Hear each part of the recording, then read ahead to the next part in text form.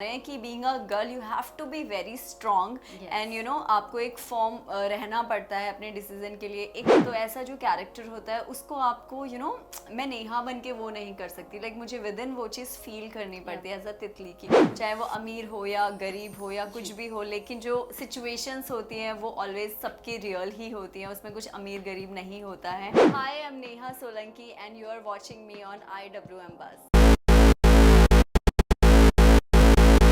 Hi guys, welcome to IWM buzz. और आज हम पहुंच गए हैं तितली के सेट पे और आज हमारे साथ है Neha. Firstly Neha, welcome back again to IWM buzz. Thank you so much. कितना एक्साइटमेंट है, अभी शूट स्टार्ट हो गया है, कितने सारे चेंजेस फर्स्ट शूट से अब तक आपने महसूस किया?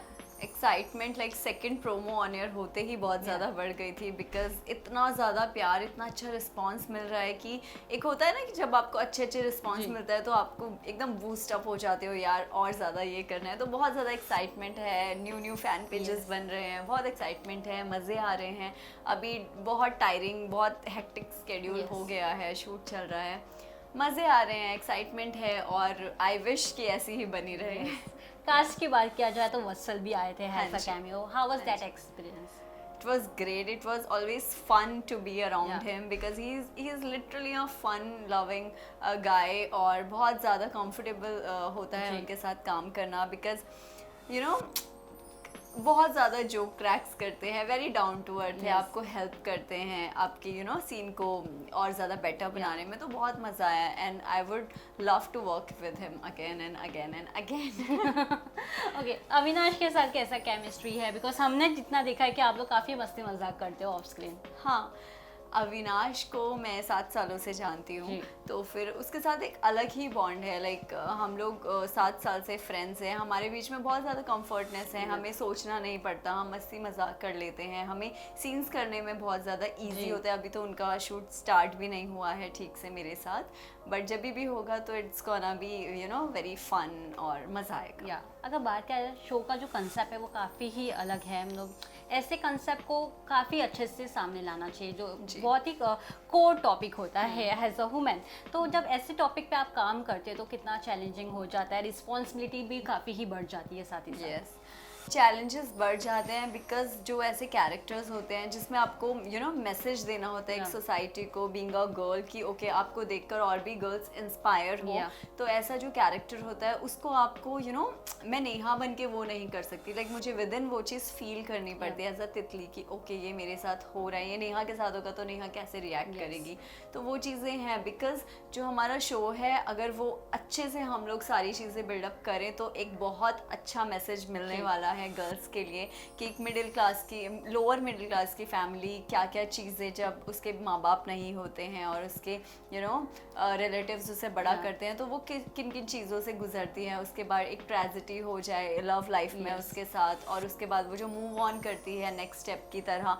तो उसमें भी अगर उसे कुछ ख़राब चीज़ें या अच्छी चीज़ें व्हाटएवर कुछ भी उसे मिल रही हैं तो वो कैसे उसे टैकल करती है।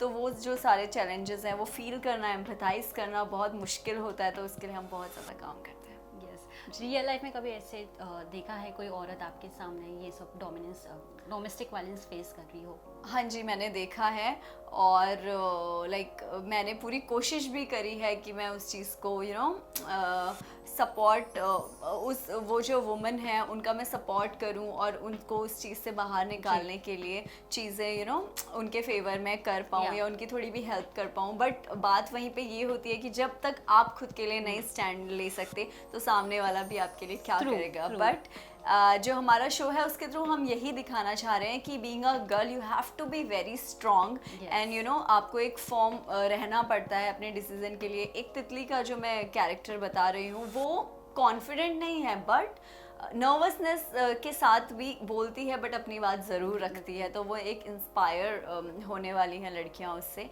तो मैं यही चाहूँगी कि आप हमारे शो को, हमारी तितली को, हमारी पूरी फैमिली को प्यार दें ताकि हम उसके और ज़्यादा लेयर्स को डिस्कवर करके आपको दिखाएं।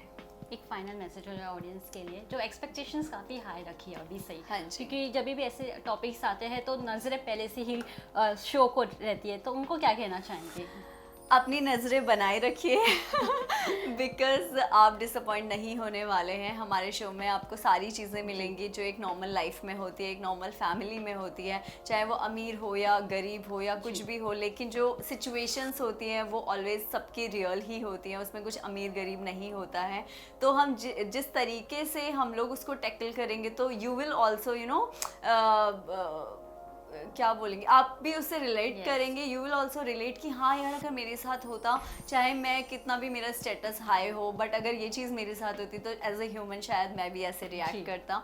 तो हर कोई इंसान इससे कनेक्ट करने वाला है। मैं यही कहना चाहूँगी, आप हमें प्यार दीजिए। हमारा शो आ रहा है स्टार प्लस पे 6 जून से रात 11 बजे, मंडे टू संडे। तो आप हमें प्यार दीजिए, हमें रिजल्ट्स दिखाइए और हम आपको डिसअपॉइंट नहीं करेंगे।